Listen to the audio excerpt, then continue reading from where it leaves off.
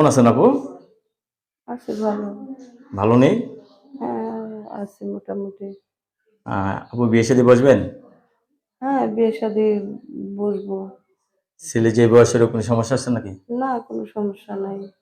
অনেকে তো বউ চলে গেছে, বউ মারা গেছে, এই সমস্ত পুরুষরা যদি আপনাকে ঘরে তুলতে চায়?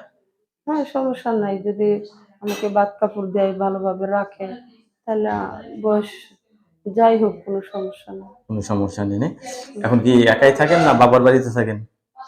এখন আমার মা আছে, একটু অসুস্থ মা। আপনি মার সাথে থাকেন না? হ্যাঁ, বাচ্চাটা মার কাছে রাইখা আমি কাজ করি।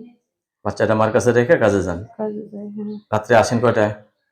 এই তো আসি, সকাল ৬টা বাজে যাই, দুপুর ১টা বাজে আসি, আবার ২টা বাজে যাই, রাত ৯টা বাজে আসি।